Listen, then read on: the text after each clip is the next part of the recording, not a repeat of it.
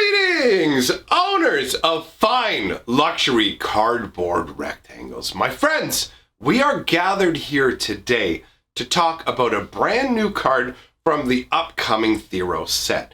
Now, these cards aren't actually slated to release until next year, but due to a leak, we still haven't really sorted out yet how these cards got out into the wild. The story of them being picked up at a Walgreens doesn't really ring true. But regardless, the fact of the matter is we've gotten access to these cards, and some of these cards definitely feel like they deserve a video of their own. So today we're going to be diving into a very interesting blue card that overall is really a joke, but a good joke. So let's get the card up on the screen. Now, first of all, I do have to say, bear in mind, because of the way that these cards are leaked, the image quality isn't the highest, right? I mean, we work with what we've got here, so there's not much I can do about that, but let's put that to the side and enjoy this card for what it is. So let's start out with the name Ichthyomorphosis. Now that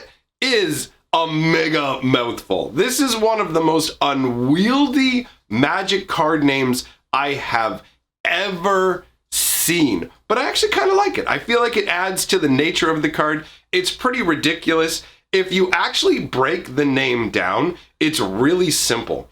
The ichthyo part is just Greek for fish, and the morph or morphosis part really just means like to change shape or form. So really, you could boil this card's name down to fish shape or fish form, or form of the fish. You know how we have form of the dragon in Magic the Gathering? Well, this is form of the fish. And I gotta say, form of the fish is it's an underwhelming form to take in life. So what is this card overall?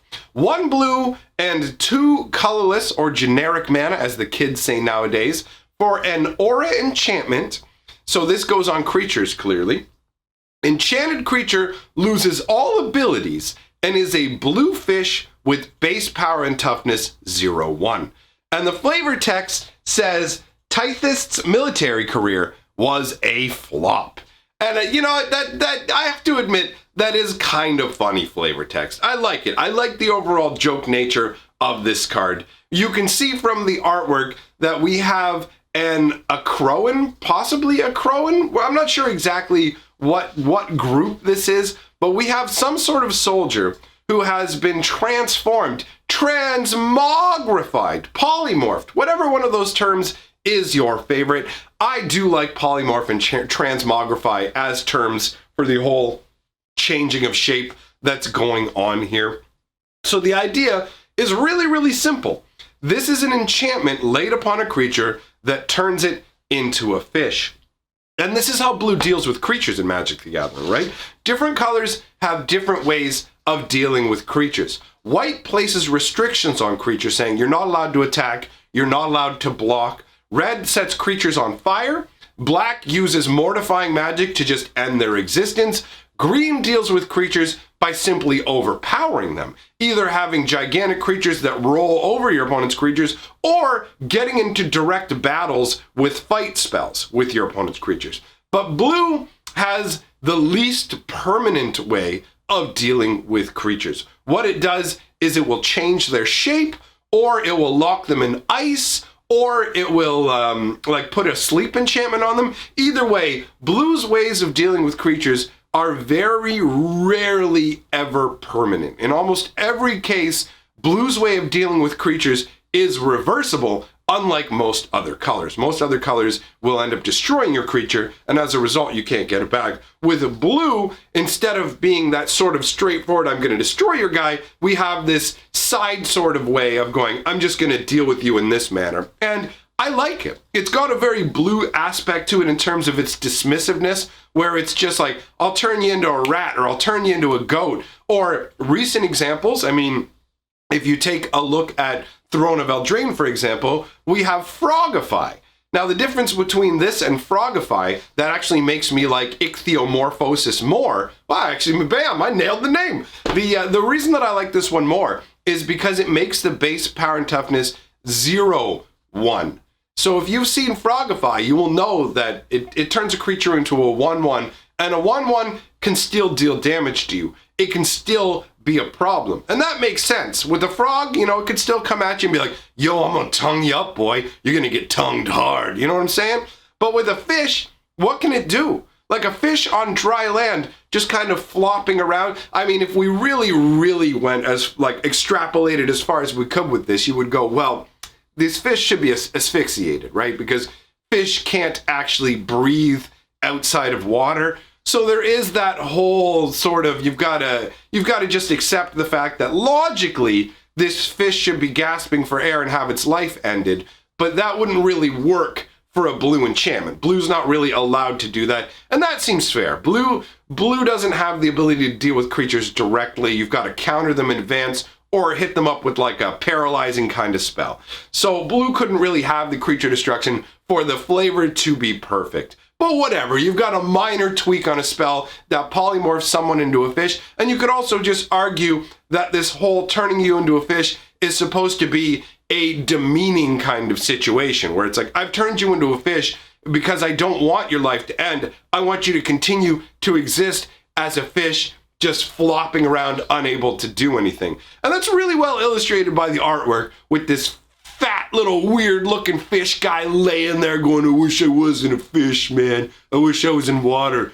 This sucks, bro. And then you've got all the other soldiers just standing around and proud with their spears held upwards, just like, hey, here's the contrast. This is what the Fishman used to be. The flavor text is fun for me on multiple levels. The fact that it calls his career a flop, the fact that the whole military career concept ties in with the artwork, it all comes together really well for me. And that idea of being turned into a completely harmless fish, it's very humbling, and it actually ties into, like, if you think about it, it actually ties in to the Humble card. That's the first card that I can think of in Magic history that references a creature becoming 0/1. Now, there may be other cards that do that, but Humble is the main example to me of a creature being turned into a 0/1 sort of useless creature. You got to go back and look at the Urza's Saga version of Humble. I don't know if you guys have seen that one, so I'm going to toss it up on the screen here.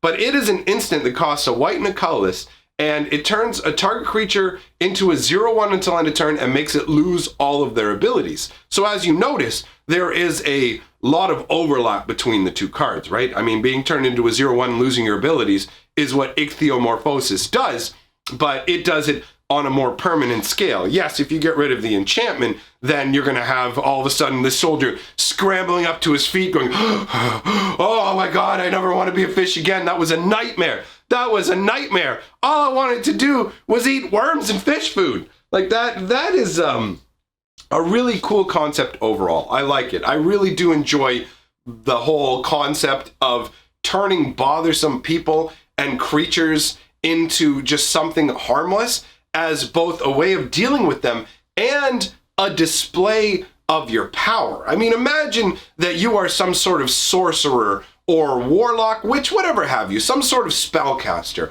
and you're there, and there's this legion of soldiers, and they are at the gate. They're at the gate of your castle, or they're outside your witch's hut, whatever. They've come to threaten your home, and they're arrayed in front of you, all in their fine, shiny gear, ready for battle, and you just wave your hand, and all of a sudden their commander, or one of the troops at the front, is just blorp, turned into a fish, and they're just flopping around on the ground. Imagine the effect that would have on the morale of these soldiers, right? These soldiers are going to be used to physical threats, overcoming other armies, all this sort of thing, right? They're not going to be used to, oh my God, they're going to turn me into a harmless fish. This is not okay, honestly. So for me, the idea behind the card, it ties together very, very well. It's a fun card overall, honestly, and I really do like the fact that it makes the creature into a 0/1. As far as commons go, it seems perfectly reasonable. I mean, is it good enough for hardcore standard decks? No. I really don't feel like this card is going to be powerful enough to have an effect on any kind of meta? Are you going to put it into your Oko deck? I mean, actually, now thinking about it, that's the flavor of right now, right? When this video is coming out, Oko is the most dominant card in pretty much all of Magic, it seems like. He's reached into every format. He's turning everything into 3/3 elks. So talking about transmogrification, having someone changed into a fish form there, it actually fits right into the flavor of the day. Either way, I absolutely love this card. I think it's fun. This is the kind of stuff that I would enjoy doing to my enemies if I was a spellcaster. So I'm 100% on board.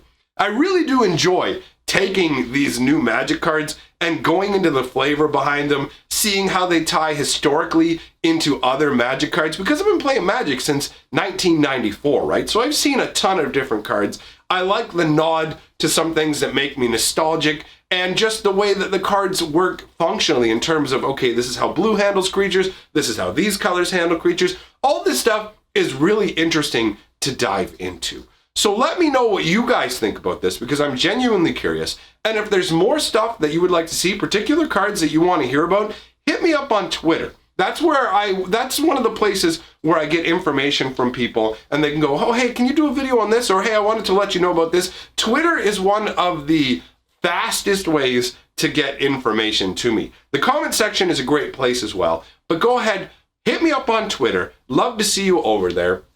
Speaking of love, I love the outpouring of support there has been for my new merchandise. We have 3/3 elk shirts in the merch store right now. A whole range of 3/3 elk stuff, Magic Historian gear. So you can get mugs, you can get wall hangings, all kinds of stuff. I invite you to grab it while you can, because it is limited edition.